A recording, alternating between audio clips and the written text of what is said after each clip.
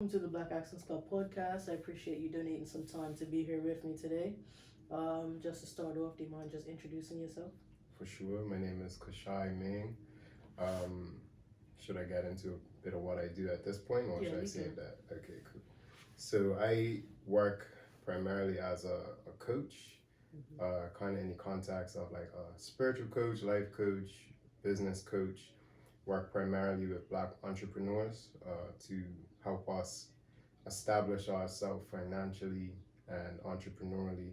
And I also work with white allies to help them to be effective allies to our cause.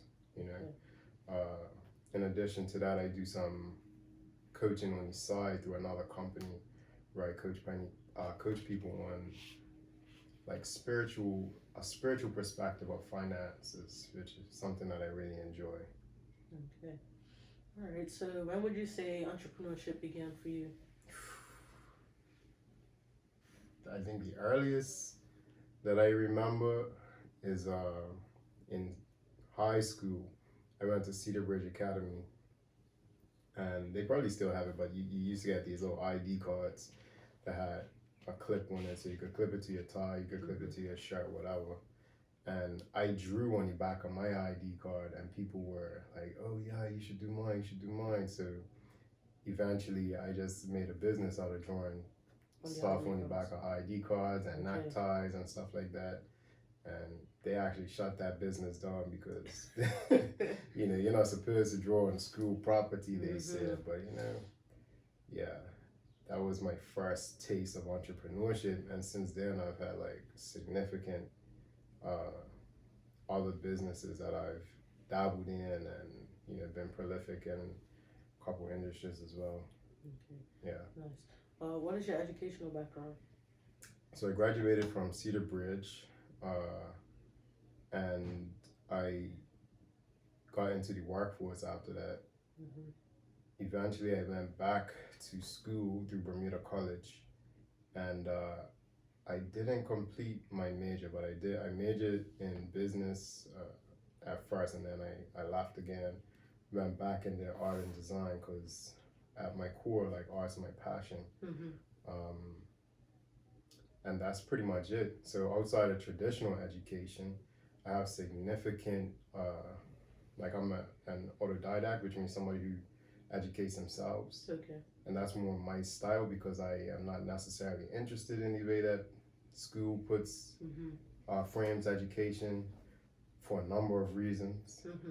But primarily, I like to be able to discover what really and truly interests me. So Okay. I have significant experience in things like spirituality, entrepreneurship, and coaching. Again, also graphic design, brand development, those kinds of things. So when did you get into graphic design? Because you finalized my designs for the Black Accents stuff Yeah. only about a year ago. I got into graphic design when I was in high school still. The first taste that I had was in my photography class. They had Photoshop. No, this is what, 2005, I guess, 2004, something like that. So Photoshop wasn't known, like, exactly. Nobody really knew about it, but I caught that thing. Like, I had a taste of Photoshop, and I was addicted from there. Okay. So I had to, like, for years, I wanted this app, and I didn't know how to get it. I just thought, like it was this thing that I was never really gonna get my hands on, and eventually I realized that one of my friends had it. Okay. And he said, "Oh, I could burn you a disc. Like this is back where you could do stuff like that." So he burnt me Photoshop like CS2 or something like that on a disc, and I had this bootleg copy of Photoshop when I was probably about 18 or 19, and I started getting into graphic design like that, started selling my services, and I've been professional since I was 21. So I'm 36 now. Okay. So how would you say you work out your pricing for that? Because you do it independently, correct? Yeah, so I'm mostly freelance. I've also worked like with clients on an ongoing basis as a brand consultant, and graphic design as a supplementary service of brand consulting. And it's been a journey. It's been a journey. Most of how I worked on my prices, it's been a lot of different iterations of prices, but one of the things that I was doing was comparing the going rate for the services that I was offering. So I did that for a while, and eventually, as I started to notice my skills progressing, recognizing that what I was putting out was significantly better than a lot of the competition, I upped my prices a bit beyond there. So then I got auto graphic design and more, not necessarily out of it, but like I said, more so into brand consulting. So that's more like a packaged aspect. So And that it's comes a continuous situation. Exactly. So that comes with like coaching, that comes with building your brand from a conceptual perspective. So actually understanding what your message is at its core, then learning how to articulate that, learning how to kind of break it down in a way that helps you to truly understand what it is that you're doing as an entrepreneur.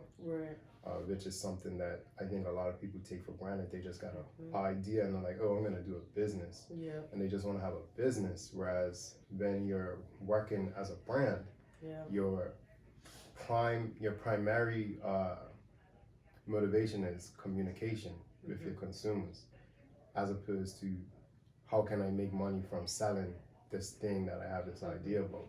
It's more like this feedback loop of okay, what is my consumer interested in? How can I find out what they're interested in? How can I provide what they're interested in? And then that kind of cycles back over itself, so you become more attuned to what your customer is actually looking for. And it speaks through things like your logo, how you message, like literally the words that you say and how you say it, the tone and voice of your copy, all of those things. It's a very, very deep process. And that's something that I am, because like for me, especially when it comes to social media, it's just not me. That's what I've come to learn and recognize. So I also know for me to move forward with anything social media wise, I'm gonna need to bring someone on to sort that out for me, because I know that's not me. I could be the person behind everything. You could post me, but at the same time, me managing it, that is not me for sure. No doubt. So at least I'm glad that I've gotten to the point where I recognize that. Yeah, that's what's up, and I think that's important that we play to our own strengths and build ourselves as entrepreneurs, but also as people, so that we could provide opportunities to other people who have the strengths that we don't have. So I rate that. I think that's exactly what you should do. Okay. So when did you become a life coach?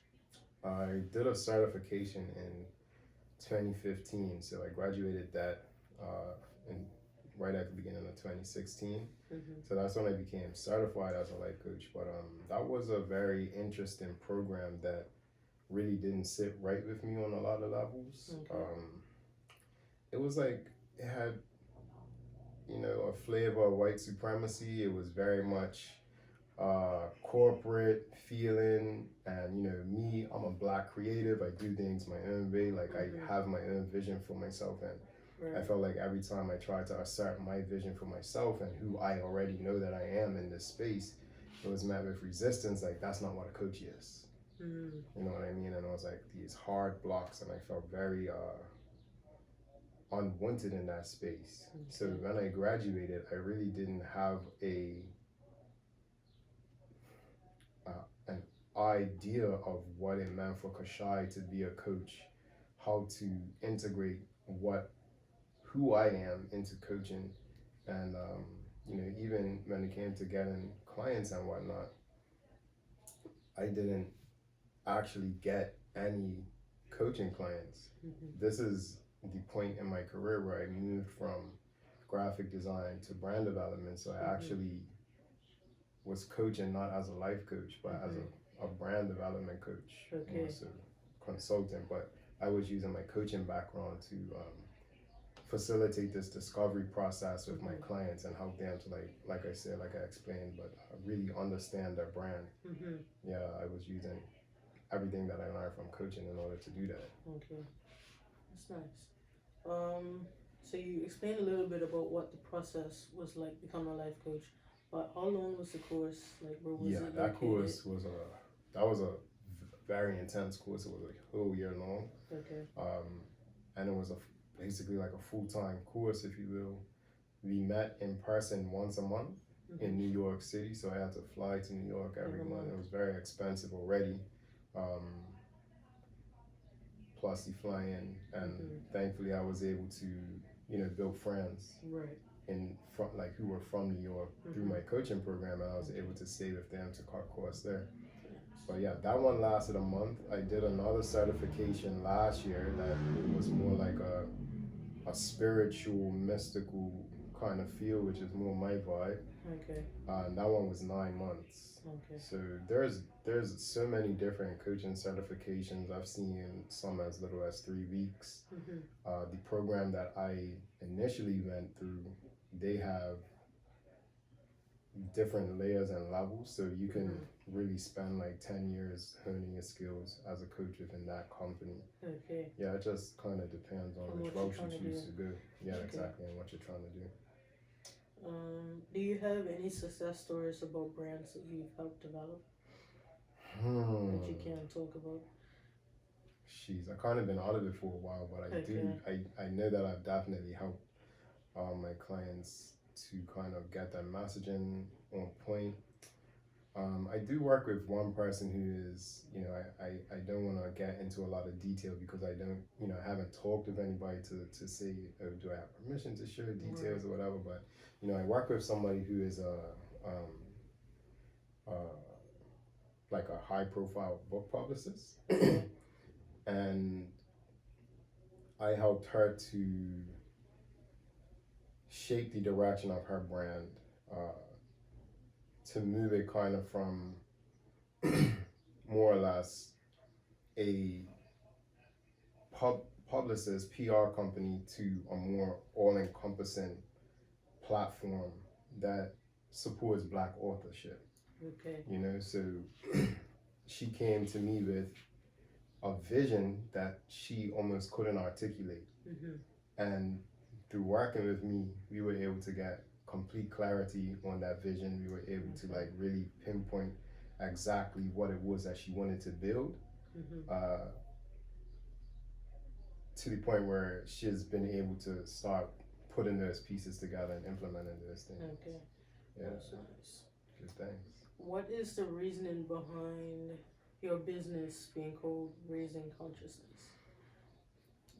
I think that's more of a personal thing, to be honest. Like that, Okay. I feel like is part of my mission in the world. Okay. Is to help elevate the consciousness of anybody I come into contact with. So Okay. it became clear to me that at this point in my journey, I kind of have to make that my focus. To whereas before, I had spirituality was my personal journey, and like my business journey was something else. Mm-hmm. I wanted to bring them together, so that's what I Okay. did instead of just doing, like I was already explaining, the brand development and graphic design. Mm-hmm. I have decided to use all the tools that I've learned through spirituality that have helped me to, you know, evolve and transform as a person Mm-hmm. in my life and in my business, and bring those into the spaces that I mentioned. So, Okay. Black entrepreneurship and white allyship. Mm-hmm. Yeah. All right. So, what sort of courses do you offer? At this point, I don't have any courses that are available. Mm-hmm. I will be launching courses this year. I'll be launching a course on self-love. It's called Abundant Self-Love. Mm-hmm. And that really details how to take self-love from this kind of trend word Mm-hmm. into a realistic practice Mm. that actually cultivates self-love. I think a lot of people hear the term self-love and they're like, okay, I love myself, and they think that's it. Yeah. But what does that even mean? Mm-hmm. What is love? So I like to say that love is not just a concept, but it's also, as we've heard so many times, right? Love is an action word. Mm-hmm. So how do we what actions do we take to cultivate self-love?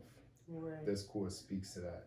Okay. I'll be releasing a course on entrepreneurship that is going to be called Conscious Entrepreneurship 101. That's going to detail how to uh, traverse your entrepreneurship journey as a spiritual person. Okay. Because if you're spiritual, you know that a lot of the principles of consumerism, capitalism, they really don't align with us as spiritual people. And when you really start tapping into your spirituality, you feel that and you feel out of alignment. So conscious entrepreneurship is going to provide a way for spiritual entrepreneurs and people who are also just looking to cultivate their spiritual journey and their spiritual wisdom into their entrepreneurship journey. It's going to provide a framework for them to do that. Okay. And I'll also be releasing a course called Conscious Allyship 101, which again speaks to the white allyship. And that is designed to cultivate authenticity in white allies. Okay. What I've noticed is that a lot of white people want to become allies. They recognize that what's going on in terms of racism and oppression is wrong. And they're realizing that to an extent that they've never been able to see that before. And they don't know what to do about that. They want to do something, but things like white guilt and white fragility stop them from being able to do those things.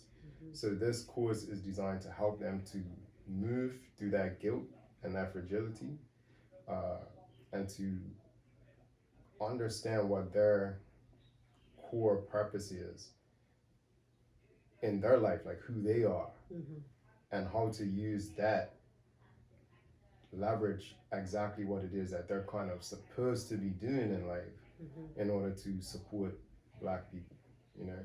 And ultimately, I think, not even that, I think ultimately one of my goals is to normalize reparations and allow white people to feel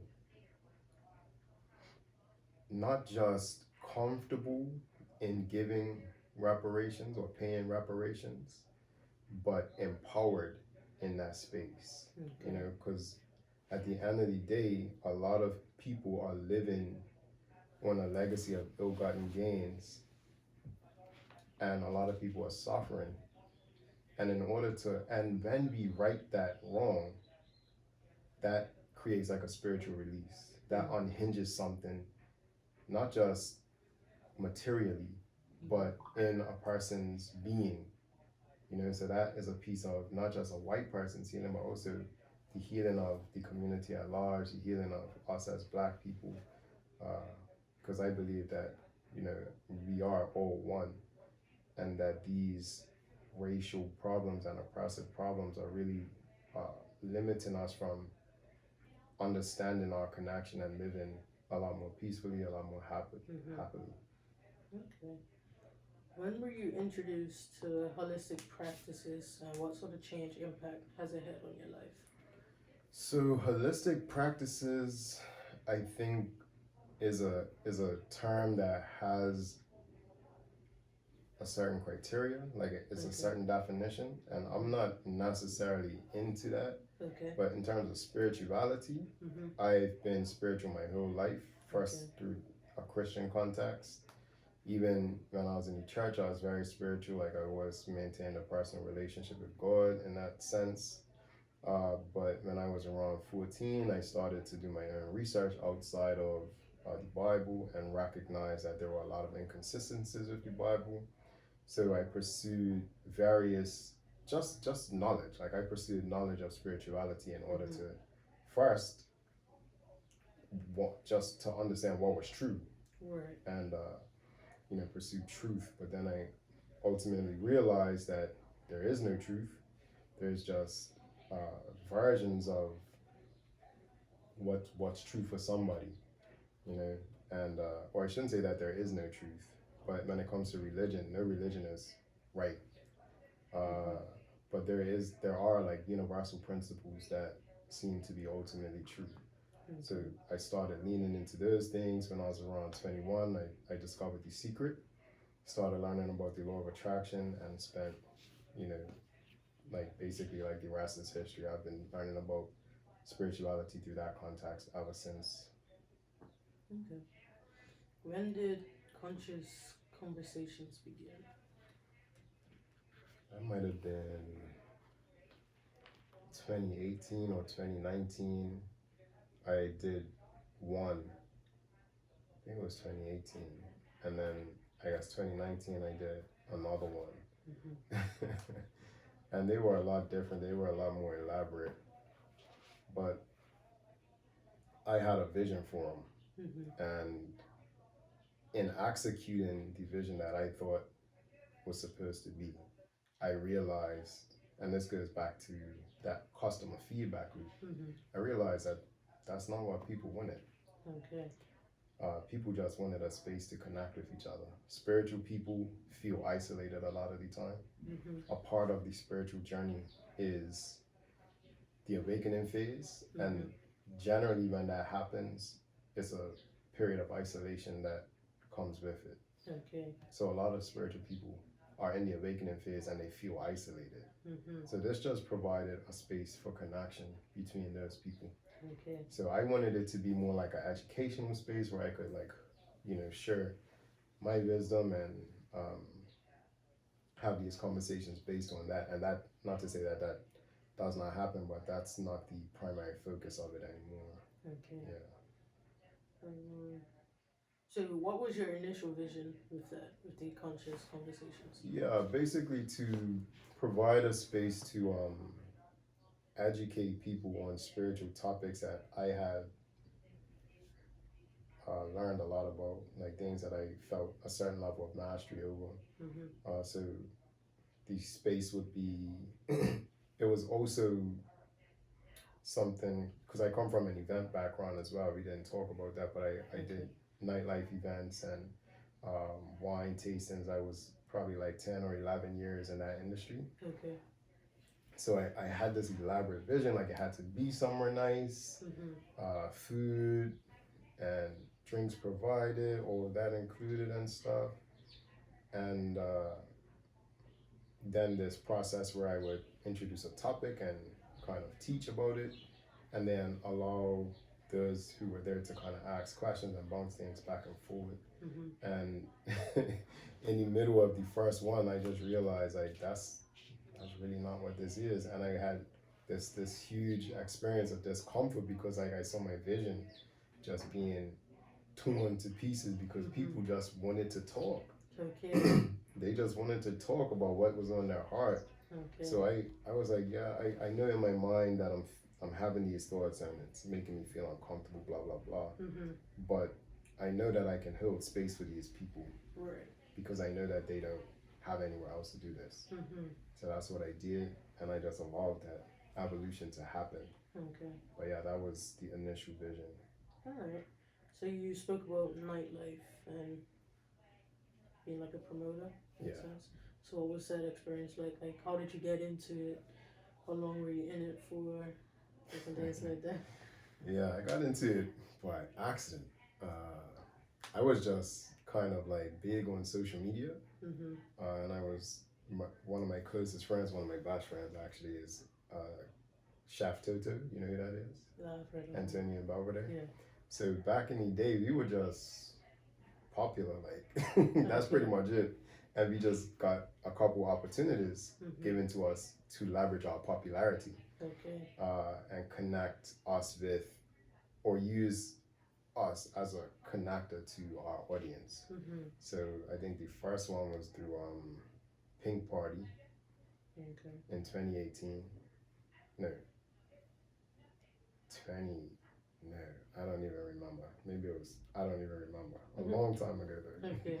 2008 maybe. 2008. Okay. Pink Party 2008. Yeah. So we promoted that.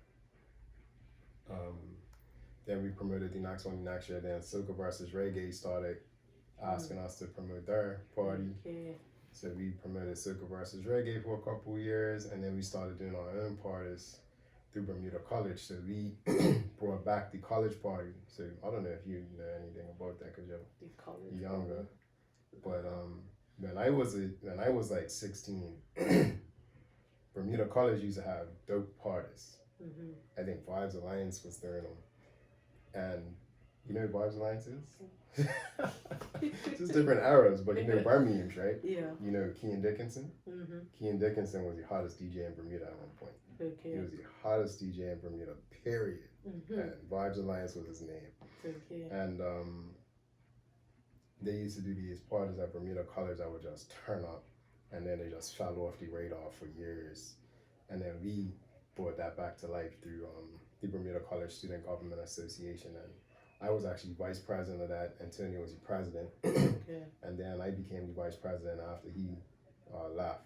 I became the president after he left. So, yeah, we did parties for a few years at the college. Then we started branching off into our own parties, Mm-hmm. and did a couple parties together. Then I started doing my own parties, and I also met another group of people who were, prolific in the event industry, and we got together and created some really, really memorable parties. We did Bad Girls Going Wild party at Snorkel Park, which was crazy, crazy, crazy, crazy. I'm telling you, it's a different era. You out there in the basketball party, and I feel so bad for you, yo. I feel so bad for you. I mean, like, I started partying at the end of that. Right. That's when it started to die down. But Yeah. I know what you're talking about. Yeah. Because, like, I think when I started Bermuda College, was the last year they had that spring break situation. Mm. And that just disappeared after that. It's like, I actually enjoyed it, like, you know. Got you. But they never brought it back, and it still hasn't come back. Yeah. It's been almost 10 years now. Yeah, it's It's wild. crazy. Okay. So And, and then I also did these like wine tasting events called Uncorked for a while. Those were really popular, and finished with an event called National Rosé Day. Okay. Yeah, so that was 2018 and 2019, Right. and those were my last events. Okay. So what made you stop doing that? It was I was in a partnership through National Rosé Day. And got to a point where the visions weren't aligning anymore. Okay. But I also had to like ask myself a lot of questions about that, because there were certain things that I was seeing in how our business was being handled that didn't align with me as a spiritual person. So that really like pushed me into a cocoon type space where I was doing a lot of self-reflection and heightening my self-awareness, seeking to kind of discern like how I got into that situation. So that was really it. So I just was in that space of self-reflection, also a little bit of depression and whatnot, but self-discovery as well. And I just left it alone and never went back to it. Do you see yourself going back to it? I do see myself reiterating maybe the Uncorked events. Okay. Yeah. So I like a little wine tasting.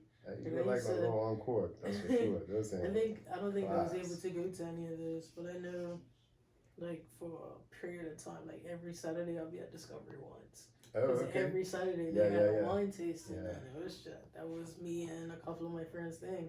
Yeah. You know, if we was off on a Saturday, that's where we were at. Like, wine during tasting. the day, you're talking during about the day, yeah. That's they do it for I think the whole time they were open, they were doing it. Yeah. And then COVID shut that down. Exactly. So. Discovery Wines is actually who we used to partner with for Uncorked and Nice. National Rosé Day. So, yeah, those people are awesome. Yeah, definitely. They have just such passion and curiosity for wine, and it really translates into a beautiful customer experience. Yeah, you know? most definitely. Yeah. And it's not like it's just a free wine tasting. It's the knowledge that you're getting. People, they would just sit there and talk to you all day. Yeah, that's if no one else came in the store, they're just gonna sit there and talk with us. Like, yeah, you know? for sure. It's definitely the experience more than just going and tasting free wine. Yeah. But obviously, if I like something, I'm gonna buy it. I'm not just gonna go. No doubt. Know? So definitely love those experiences. Hopefully, they can come back sooner rather than later. But yeah, I'm thinking about that. Like, I'm really thinking about how that's gonna fit in. That would be a next year, maybe the year after kind of thing. okay, Mm. nice. Definitely be there if I'm on the island. Let's put it Okay, that thanks. way. I feel that. So you wrote an ebook. What was the process of creating and writing your book? Ooh, that. First of all, I've started multiple books. Like, I have like a list of Google Docs that are of unfinished books. Mm-hmm. But this ebook that I wrote, uh, I'm just feeling like a sense of emotion coming over me because it was in response to the, police killing of George Floyd. Okay. And the reason that I wrote it was to provide some context and some tools for Black people who were really feeling it at that time, because it was the emotions of that time period was so intense and so heavy, Very. and I just wanted to again leverage this spiritual understanding that I had to not just sit in that heaviness, because that's not the point, right? Happiness is really excuse me, any negative emotion, any negative experience is really an opportunity for self-reflection, and then what's called transmutation, or like alchemy, transmutation, I'm sorry, where you take what you've learned and discovered and transform it into something to benefit you. So I discussed that process in the book. I provided some tools to tap into the hurt and then move through it into a healing space. Okay. Nice. So how did you come up with the name Beyond Racism Through Spirituality? Yeah, it's very literal. Okay. That's pretty much it. This is very literal. It's literally just a way to, again, it provides tools and context to heal racism through spirituality. So what was the editing and publishing process of the ebook? I didn't go to any editor. I just wrote it as fast as possible and put it out as fast as possible. So it's not even published in the traditional sense. Like, it's literally a free resource for people to just get if ever they need it. And it was, again, especially for the time. So it was necessary that it was done in like an urgent manner. Whereas things like publishing, I could consider that now. I haven't even thought about it, but it could potentially give it a bigger market. At that time, I just really wanted to just get people a resource. So it isn't like published in the traditional sense, and I didn't do any editing other than my own like proofreading and whatnot. So would you put a price on it now, even though it's been out there for free for a while? I could. I'm You could open even, to like that. $2, Yeah, exactly. I'm open to that. Okay. I'm open to And that. would you consider making it a physical form, like a physical book? I don't think so. No. I don't think so.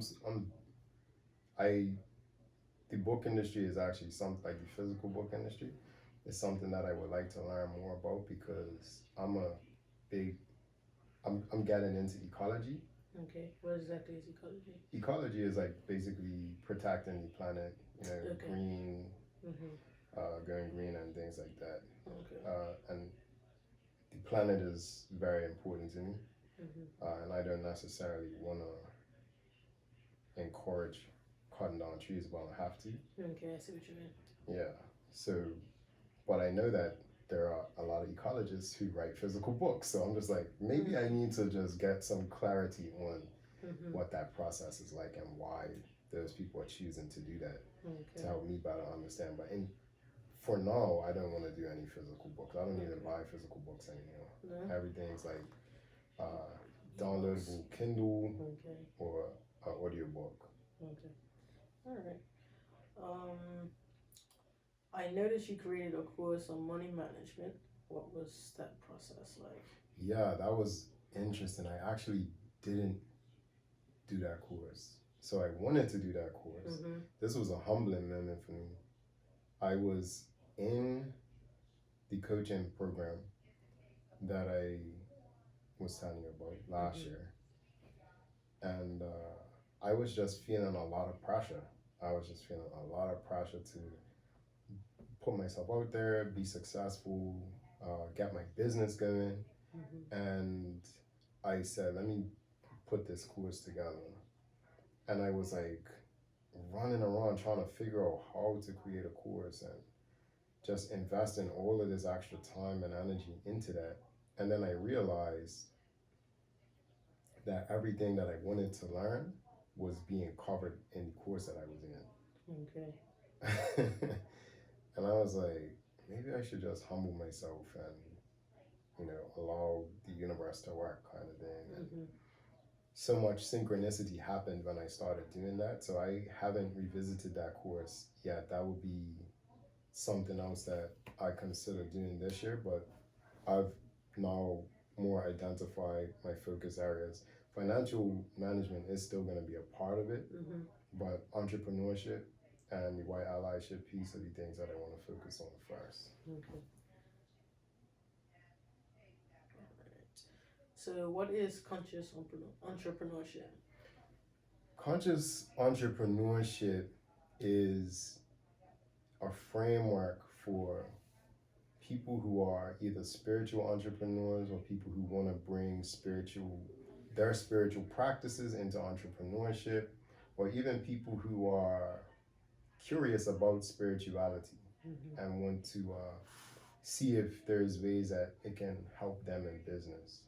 Conscious entrepreneurship, or let me say it this way, being a conscious entrepreneur is recognizing that business is not just about business. It's about possibility. And as a spiritual person, as a spiritual being, as a spiritual entrepreneur, it's our responsibility to really invite spirit into everything that we do. Okay. It's really easy to believe that hard work is a way to accumulate everything. And hard work is something that I do value and enjoy. But when I tell you miracles are real, miracles are real. And miracles are things that can be leveraged in our day-to-day life and in our businesses. So conscious entrepreneurship is a way to take responsibility for allowing spirit to work in your business and become an example of what that looks like, to say that, okay, no, I don't have to grind all day, every day and do 18-hour days as an entrepreneur. I can actually work less and earn more. Exactly. You know what I mean? And still have time for my family and still have time for my enjoyment and all of these things because I make space for spirit to show up for me. I don't have to do everything myself. You know what I mean? I think as entrepreneurs, that's something that, and as Black people, that's what we think. Yeah, we have that feeling. Yeah. So yeah, that's what conscious entrepreneurship is. Okay, so what do you enjoy most about working with entrepreneurs? What do I enjoy most? I mean, I'll just speak on what I enjoy because it's hard to say which one I enjoy the most, but entrepreneurs are visionaries almost all the time. And they come with experience that they've processed some experience in their life and they've realized how to leverage their experience to help other people who are going through that similar experience. Okay. Like, if that's not the epitome of humanitarianism and just being a good human, I don't know what is. And I love that people have the ability to be so self-reflective. First of all, I acknowledge anybody who goes through a difficult process and moves all the way through it to a point where they can have enough clarity to recognize that they've learned lessons from it. And then extra acknowledgement when you recognize that those lessons can provide value to other people. I think that is so amazing. Entrepreneurs are also extremely creative and they have amazing ideas that just inspire you. You know what I mean? They make you feel more creative, and being exposed to unconventional ideas also allows me to tap into it. It kind of inspires my unconventional thinking. Okay. You know what I mean? So surrounding myself with those kind of people, I become more or less that kind of person as well. You know what I mean? Not that I'm not that kind of person already, but it amplifies. Right.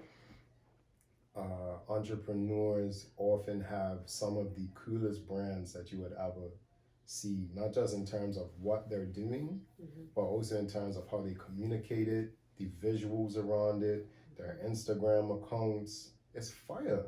Like, and shout out to Black entrepreneurs for like killing it in so many different areas right now, like food, finances, real estate, fashion, everything. Like, entrepreneurship is completely unlimited and infinite, and it has so many different exciting components to it. And working with entrepreneurs, those things, it just really allows me to experience those things in a more intimate way. Okay. Yeah. Nice. So, why should an entrepreneur work with you? So, Sell us. yeah, if you Sell us wanna, to you. you know, I'm not even gonna sell it to you. I'm gonna just keep it 100. Like, if you really wanna experience a deeper understanding of the work that you do, if you are feeling blocked in any way, if you are feeling any sort of discomfort in the work that you do, if you're feeling stuck, if you're feeling like you're at a level of finances that you can't break through, I'm the guy you call. Okay. Because in a space with me, there's a deep respect, a deep love, and a deep commitment that I hold for the highest version of that person. Okay. That allows them to see themselves differently in that moment, to see themselves in a way that they've never been able to see themselves before. And being able to do that gives you access to something different. Right. So when you're processing your own issues by yourself in your own mind, all you have is access to that same thing. Like, it's almost no way to solve those problems.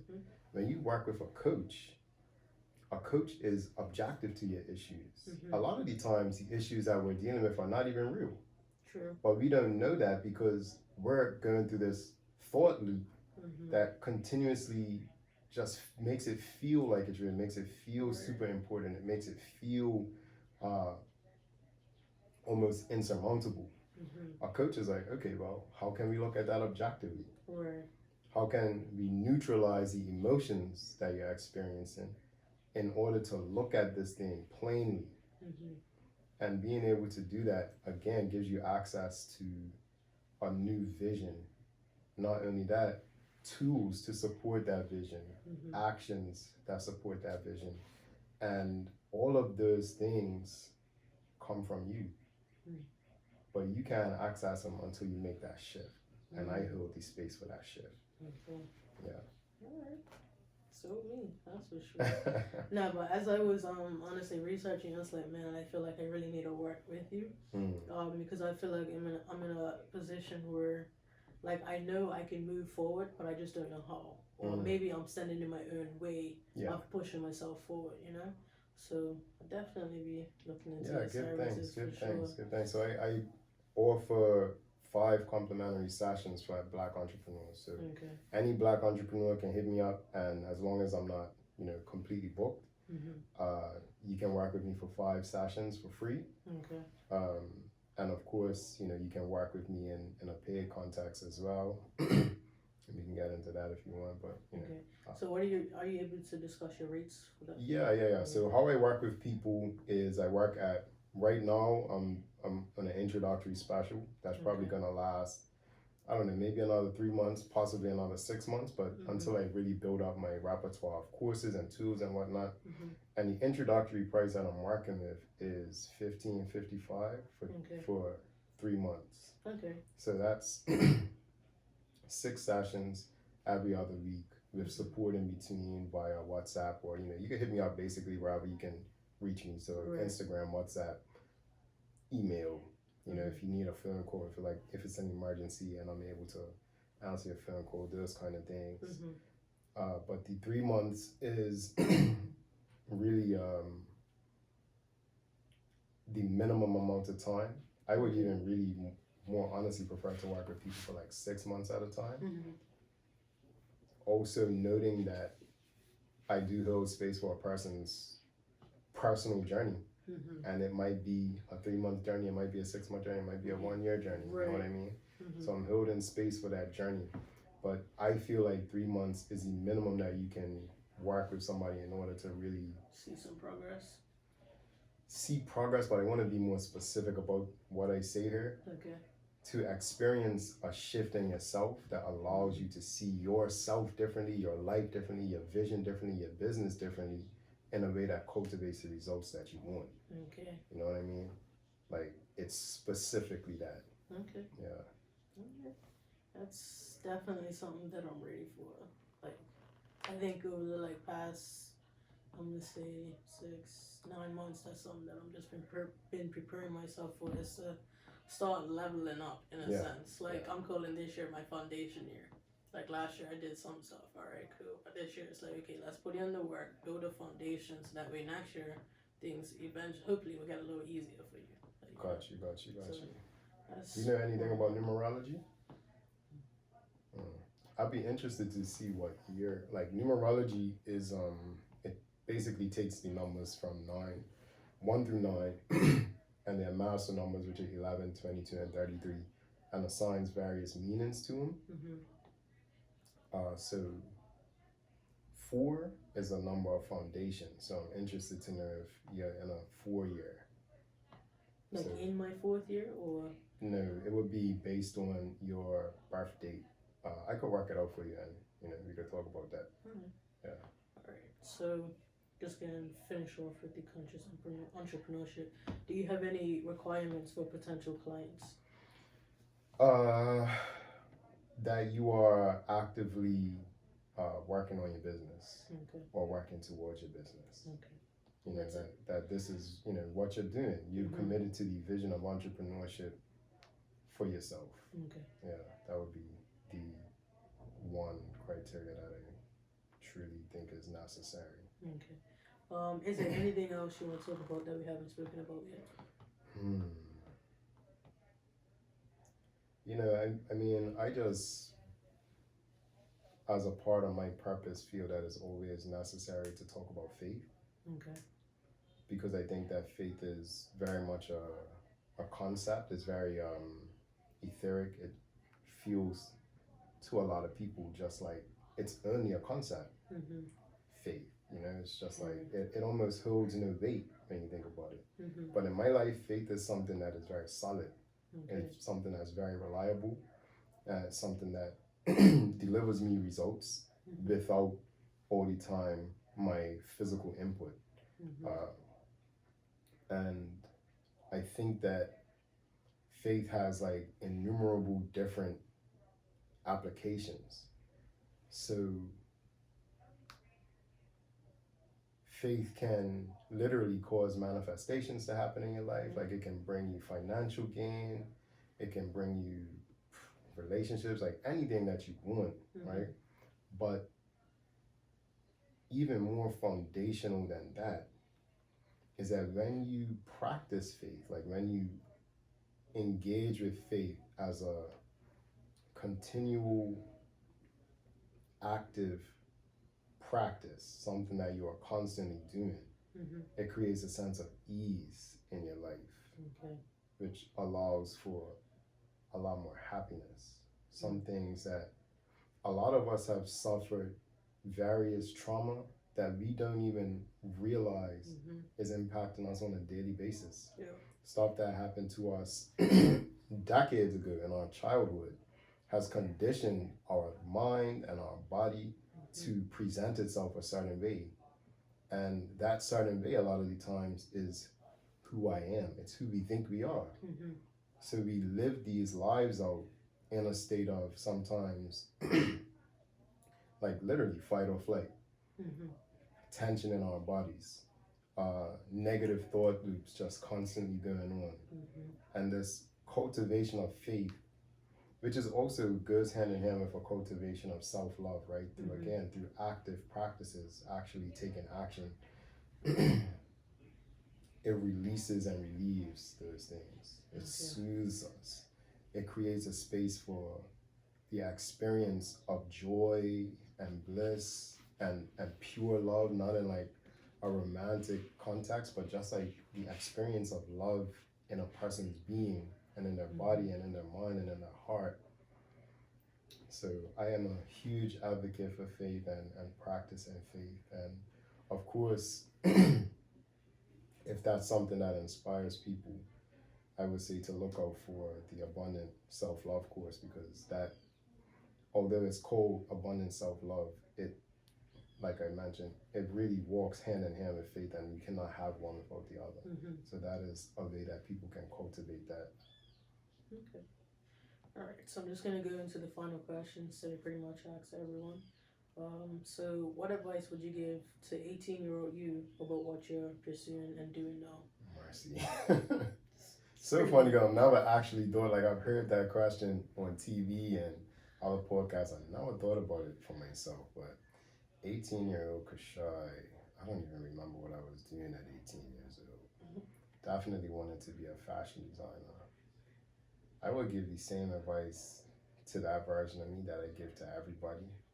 And it's really, literally what I just said. It's to lean into faith and self-love.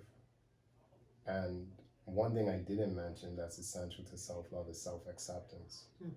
Like a lot of the time, I know my personal journey has largely been me wanting to be better. And I didn't realize until recently that some of the reason that I wanted to be better was because I wasn't satisfied with who I am. Okay. And it feels like if I accept who I am, or if I accept my circumstances as they are, that I condone the things that are not sitting right with me about my life. And that's not it. That's not true at all. Self-acceptance creates a space for self-love. Self-acceptance creates a space for, again, the experience of calmness, of peace, of bliss, right? And the universe is not just physical, it's also vibrational, in that whatever vibration that I hold, when I hold that vibration, I become a magnet for those things, right? So if I am in a vibration of fighting against everything because it makes me uncomfortable, I'm attracting more things that are going to make me uncomfortable, right? If I lean into acceptance, and now I'm in a vibration of calmness, of trust, of faith, I actually magnetize those things to myself. And what does that look like, right? That looks like, in a practical way, that could look like consistent income. That could look like healthy relationships. That could look like a business idea. That could look like a mentor. All of these things coming into your life in a very synchronous, unexpected kind of way. Just from pulling out that pin of fighting against who you are right now. You know, so we don't have to fight against who we are to make progress. If we lean into acceptance, that progress happens almost naturally. Okay. Definitely some good advice there. Yeah. Thanks. What advice would you give our listeners on entrepreneurship, being a creative being, and being an entrepreneur? If you have an itch for entrepreneurship, pursue it. Now, also understand that that is inviting a journey.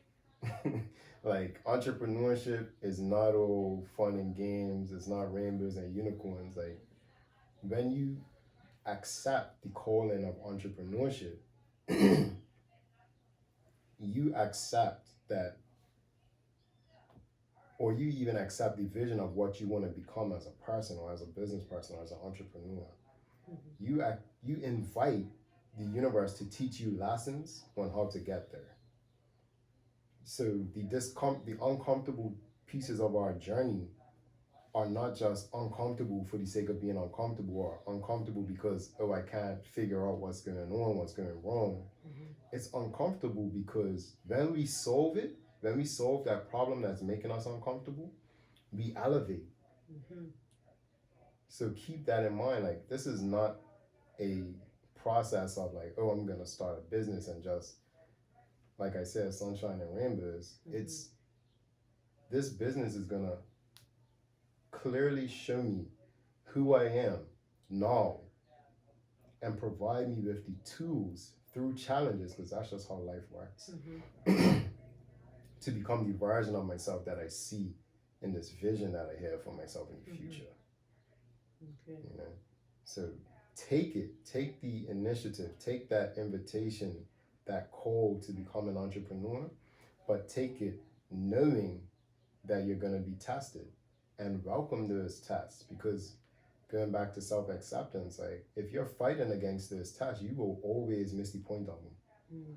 But if you're in a space where you're recognizing that this is how the universe works, and you're inviting these tests into your life, Albert Einstein once said that you cannot solve a problem with the level of thinking that created the problem, or something to that. And that's what this is about. It's recognizing that a problem gives you an opportunity to elevate your consciousness. You know. Good advice. Thanks. I'm gonna have to rewatch this to take it for real. So what advice would you give our listeners on being a creative being? Define what it means for you to be a creative being. Because it means something different for everybody, but ultimately we're creative beings no matter what. Like, if I want to get up and walk out the door, that is a circumstance that I have to create. So we're always creating, you know what I mean? So it's understanding that, first of all, we have this property built into us, like this characteristic of being a human is also being a creator. Recognizing that you are literally imbued with the same creative power that everything in nature is, at the divine, that God has. Like, God gave us the same creative power that God is. That is a really, for me, like, that's essential to have that on the top of my mind, because some of the things that have challenged me as a creator is feeling like I don't have the resources to do things. I don't have the ability to do things. I don't have the education enough to do things. I don't have this, I don't have that. But recognizing that I am God and that I am connected infinitely, intricately, and intimately to the divine has helped me to realize that it's only an illusion that I don't have those things. Like, when I say I believe that we are all one, I genuinely believe that everything is like interconnected. Literally, the trees breathe out oxygen and we breathe it in, and we breathe out carbon dioxide, they breathe it in. The whole atmosphere, the whole earth is one system, like it's a body. It works the same as our bodies work in terms of like our respiratory system and things like that. It's this very integrated thing. So how could I not have resources if I'm literally earth? Like, I'm literally earth. I literally am a part of this conscious being that is basically unfathomable. I mean, you can't call it infinite. I will call it infinite, but you know, if we can measure those things, it seems finite to an extent. But nobody can ever exhaust what it means to be earth in a lifetime. So it's, in a way, it's infinite. I have access to all of those things. And when I lean into my relationship with earth, right, which is something that we have to cultivate through spirituality, I create miracles. So the resources that I didn't have, the know-how that I didn't have, the education that I thought I needed to do the things that I have now done. I don't need those things. I just need, again, faith, relationship, right relationship, being in integrity with spirit, with earth, with myself. Those things open up. And this is not to say that you can't lean on things like education, like you can't lean on things like traditional business. You can. Right. But don't forget that spirit is out here, like infinite, and you're it. Lean into that too. Okay. All right. So what's next for you and raising consciousness? So, as you know, I'm about to embark on a journey. I will be traveling across the United States for about a month, just visiting friends in different places, and then I'm gonna be flying. Yeah. And then I'm gonna be heading down to South America for maybe a few months. I'm not 100% sure, but I'm open to whatever the journey has for me. But the reason for that is to really get the space and mental clarity and focus to work on these aspects of my business that I was explaining to you, like the courses and whatnot, and even the business model and the processes of the business. I'll be also doing things like YouTube videos. I'll be doing more social media stuff. So there's a lot that is about to happen for me and for raising consciousness.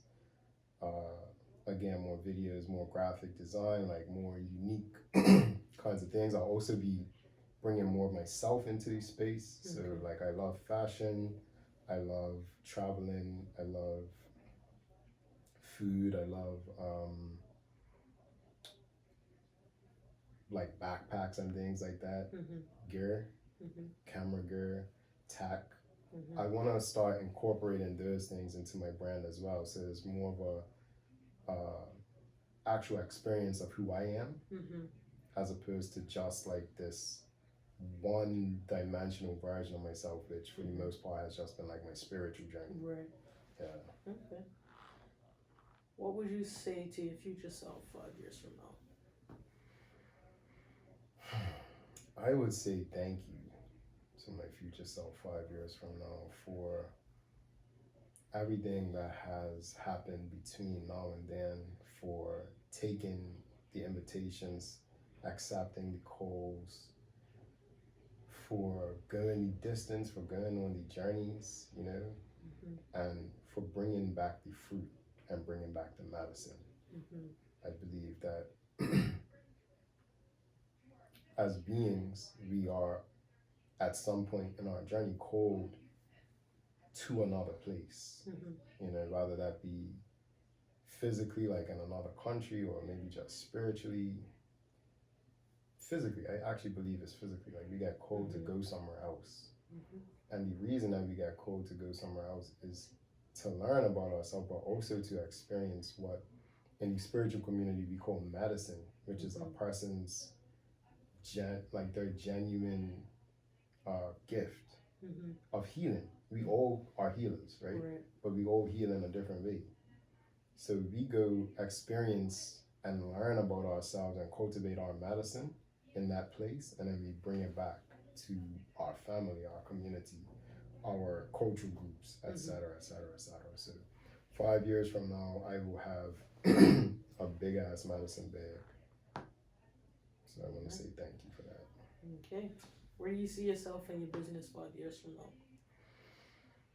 That's actually what I'm going to be working on while I'm abroad. That's a very core component of what this journey is going to be, actually defining what I want. So I haven't taken any time to do that yet, because that's something that I want to do while I'm on the journey. All right. And do you have any questions for me? I'm usually not a questions person, but let me see what I can come up with right quick. I would ask you, what are the elements of your journey that right now you feel are calling you to another level? I heard you mention that you feel maybe that you're blocked. What do you feel is calling you to another level, right? Because you can only experience a block if you're moving towards something. Like I don't really know what's calling me. I just feel like I need to surround myself with the right people to accept what is coming for me next. If that makes sense. 'Cause I feel like I'm in a position of okay, I cut off like who I used to be, like the friends that I used to hang out with, and I'm just isolated in a sense. To whereas I'm not surrounded by people who I'm trying to aspire to be like, or just need to be in the same room as these sort of people to get their energy and different things like that. I think that's the easiest way to put it. I just recognize that I need to get into that position, and then I don't know what's next. But I know I feel like that's the right direction for me for right now. Got you.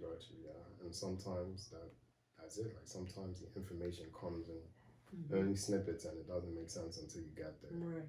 So, do you feel like you are, accepting that call? Oh yeah, most definitely. Okay. And what are you doing to cultivate? Well, like right now, I'm doing this podcast. Got you. This is putting me in the same room with people that I haven't been in the same room with for a while. And some people I definitely still communicating with. Some people that I feel that can definitely give me leadership towards where I'm going because they've already made the steps that I'm trying to make, sort of thing. So I definitely think this podcast is a good start to that. I just came across entrepreneurship seminar. I'm gonna try and go to that in June, and I think that would be the biggest next step for me. That's really outside of my comfort zone. Having to talk to strangers all the time, that's outside of my comfort zone. So,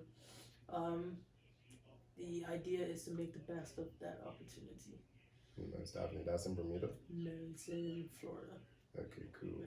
I would also encourage you to check out CultureCon, which is like a Black creative entrepreneurship convention. That just looks fire. Yeah, I'm got my fingers crossed to go this year. It's in October. But I might have a conflict in date, so we'll see what happens. But I've been wanting to go to that for years. CultureCon. All right. Yeah. Definitely look into it. Yeah, for sure. But yeah, that sounds amazing. It sounds like you're on the right track. Even just from the outside looking in, hearing you say that you feel blocked, even in just a little interaction over here, like I see huge growth in you, and I mean that often happens. Like somebody might feel blocked, but I guess because of who I am and how I work with people, I don't see that. I just see that you're making the right decisions, and as long as you continue to do that, the universe is going to continue to put things in the right place at the right time. You know what I mean? So just stick at it, and also don't, like, if you feel blocked, don't believe that. Invite the truth or the possibility that everything is working out just the way it's supposed to. I do think that sometimes too. So it's like sometimes like okay, things aren't happening fast enough, and then like maybe it's not supposed to happen too fast. Like and I'm accepting that.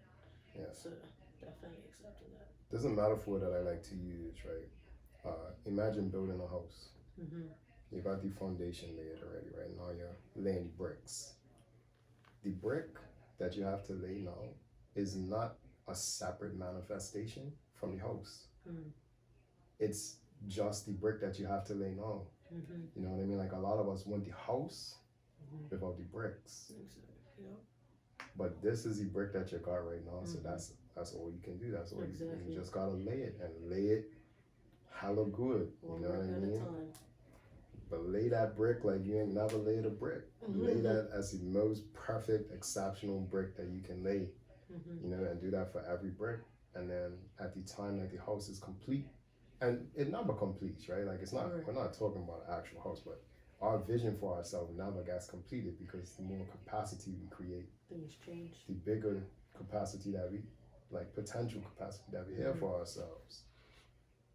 But always be willing to just be present and lay the brick that you're laying. Okay. All right. Any other questions? No.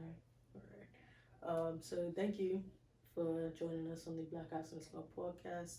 I appreciate you being here. Thank you for having me. No problem. Appreciate being here. Cool.